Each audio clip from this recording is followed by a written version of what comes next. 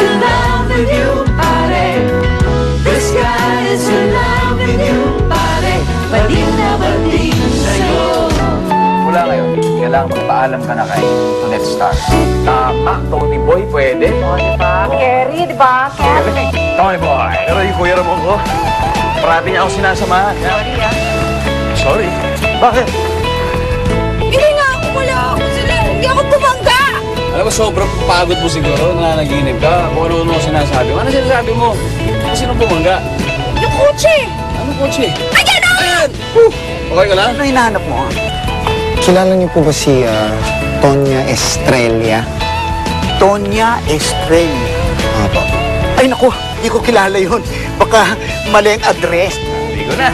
Parang may nakalimutan ako. Ano? Hindi mo ako sabayan?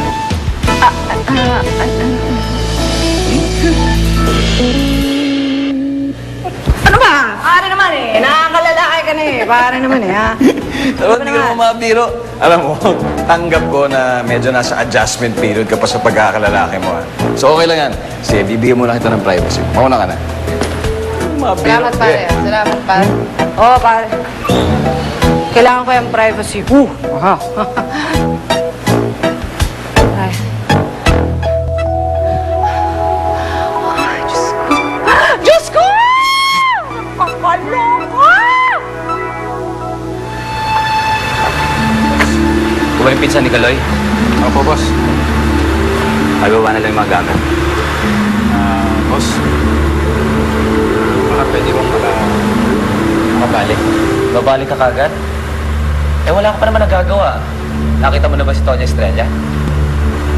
O baka gusto mo mawala ka kagad ng trabaho? Ito, boss. Sige, boss. Kunin ko na yung gamit. Mga sister! May naghahanap kay Tonya Estrella! Ano? Oo! Bakit? Sino ba si Tonya Estrella? Ay, gaga. Si Tonet. Sino pa? Ay, oo nga pala. Sinong naghahanap sa kanya? Teka, pulis? Hindi! Pero ano eh, mukhang matulis! So, anong gagawin natin? Anong ga... Anak, magtago ka muna. Tago ka na! Magtago ba kayo? Oo, magtago! Magtago ka dyan! Dito tayo magtago ka na! Magtago! Gaga, may naghahanap sa pumpkin ko sa labas. Sino raw? I-check ko!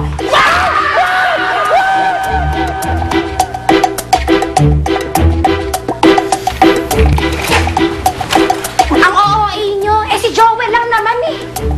Si Joel natin? Sino ka ba yung Joel? Eh, kung hindi ka man ba luka-luka, ba't iniwan mo sa labas? Oo nga. Si Joel. Dali. Sino si Joel? Joel! Joel! Polly! Ka na. Sabi ka na nga ba di ako nagkamali eh.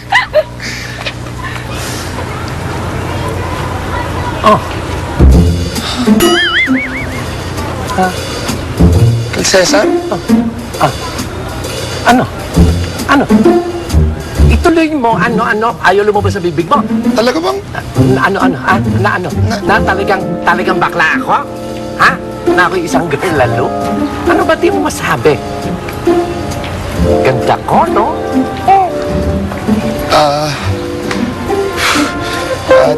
Di po ako makapaniwala kasi lalaking-lalaki kayo dati, di ba? Mahilig kayo sa basketball. Nagmamanis kayo ng team. Mga Gingy, tumahimik kayo. Ginagawa ko lang nung araw yon dahil nagpapanggap ako para mabigyan ko ng normal na buhay si Tonya. Alam mo naman doon sa atin, di ba? Magiging tampulan ng tukso yung bata kapag ka nalaman ng mga taga-Ilocos na may isa akong Diyosa. Hindi ba? Teka.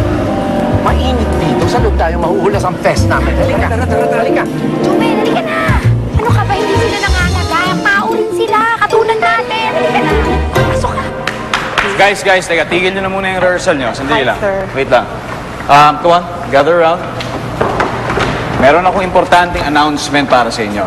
Okay? Now, kinalulungkot kong sabihin na wala na si Tonet Star. Yes! I knew it! Talagang tuluyan ang nawala ng kinang starlet na yan. Wala na si Tonet Star dahil nandito na si Tony Boy. Tony Boy, come here. Hello! Paninindi ka mo talaga tong look na to, ha? Okay ba? Ayos ba? Pare, ha? Sa'yo eh. Pare. Something's not right here. Sige lang. Pero kung lalaki siya, it could only mean one thing. Well, hindi siya bakla. Oo. At kung lalaki na siya, hindi na siya pwede pang mag-perform dito sa club. At ikaw na ulit ang magiging reyna ng club love. Oh my God, oh my God. Bakit?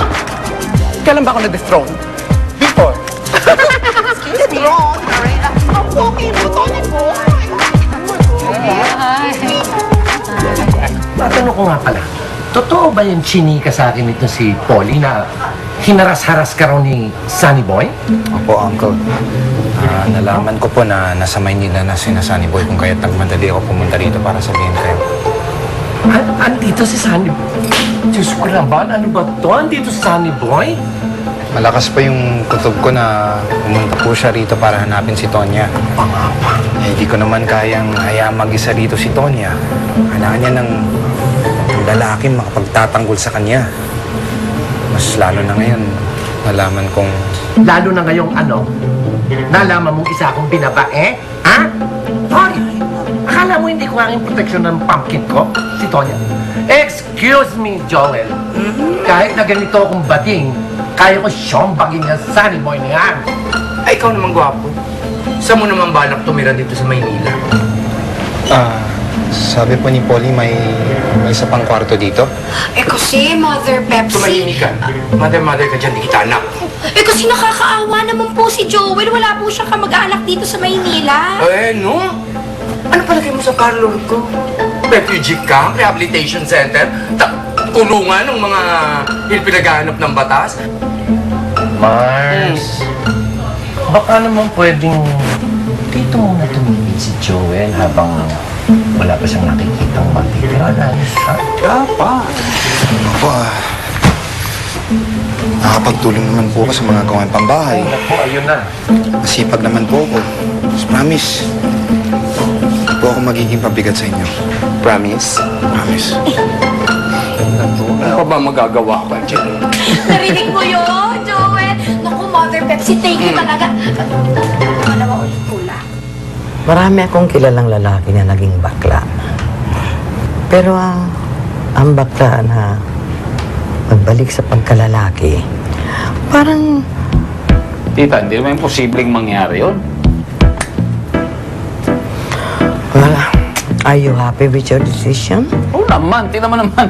Tingnan mo naman yan, di ba? Enjoy na enjoy ka naman, di ba? Sasaya ka, di ba? Oh? Well, I wish you lucky, ha? Oh, by the way, salamat pala for always looking after Kenneth sa club. Maganda yung may kaibigan siya doon. Thank you. You're welcome, Papa. Eh, alam niyo naman po kaming mga dude, mga parts. You know, talagang nagtutulungan kami. Di ba, parts? Chong. Tuloy-tuloy na nga ang binasagang Wedding of the Year, ang pag-isang dibdib ni Nicky Romualdez at ang kanyang fiancé na si Ramon Castillo. Matatanda ang nasangkot ang kanyang groom sa isang malagim na aksidente sa Ilocos. Lumabas na nga ang artist sketch ng suspect sa naturang aksidente.